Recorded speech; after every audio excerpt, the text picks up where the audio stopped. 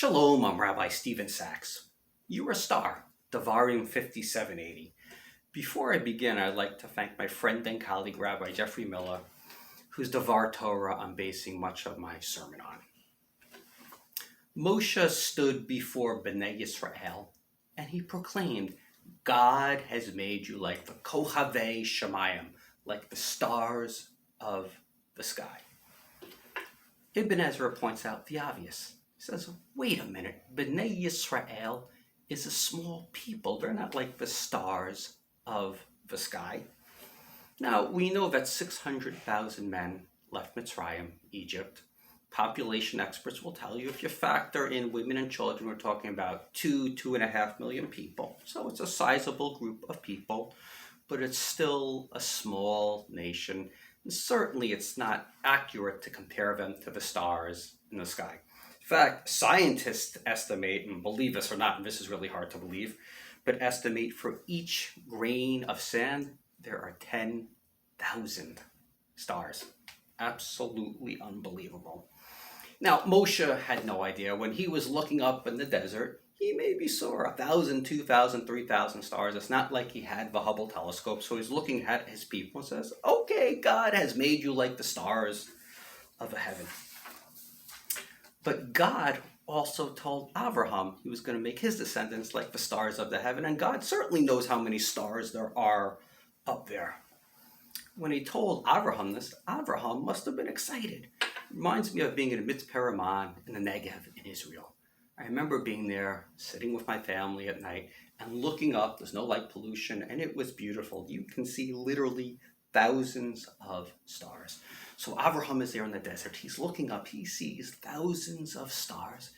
And he says, wow, these are going to be my descendants. I'm going to have this many descendants. Here's an old guy with no kids, and now he's being told he's going to have many, many descendants.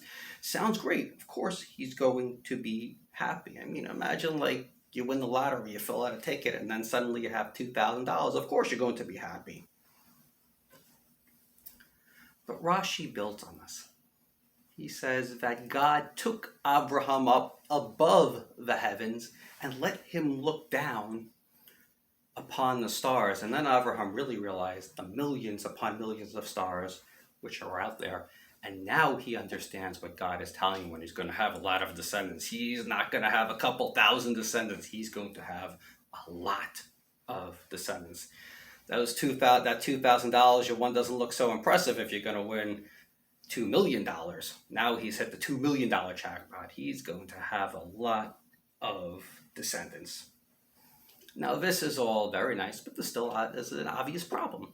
The Jewish people are not like the stars of the sky. We're still a small people, 0.6% of the population. Now you could certainly argue that Abraham's descendants are not only Bnei Yisrael, the Jewish people, but the Christians and the Muslims as well, and that's much more numerous when you take them into account as well and add them to us, all of Abraham's descendants.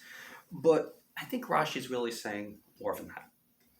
He's saying that even though Abraham's descendants, and here we're talking about Bnei Yisrael, again, the children of Israel, the Jewish people, even though we're a small people, we don't appear to be a small people. Why? Because we contribute so heavily to society. When you have a chance and you're speaking to a non-Jewish friend, ask them this question. Just say, I'm curious what your answer is going to be. Ask them, what percentage of the U.S. is made up of Jews? They'll probably say 5-10%. In countries like the United States, Australia, England, people always think the Jews make up a much larger of the percentage of the population than they do. Why? Because Jews contribute so heavily to society. This was ingrained very early on in Jewish culture. When Moshe wants to take a census of the people, how does he do it? He doesn't go around saying 1, 2, 3. No. Each person who's being counted gives them a chatzit hashekel, a half shekel. In other words, they make a contribution to society in order to be counted. So when you're counted, you're not counted passively, you're counted by your contribution. So we had it ingrained into us that we're to contribute to the societies in which we live. And if you're taking my history class on Thursday nights, Jews and Christians on Muslim lands, you really see the influence Jews have had in all these places they've lived, whether it's in the Eastern communities or in Europe. Jewish contributions have been monumental, though we're a small people. Rabbi Yitzhak Karo makes an interesting point, fascinating point actually. He points out that the word kochav, star, really means a tiny spark. What happens with a tiny little spark? It burns out. The kochavim, the stars, don't burn out.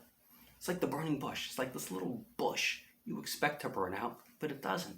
This is the Jewish people. Now, if you follow the Jewish news, often it's easy to become depressed, quite honestly. We're a small people. We always have these concerns about continuity.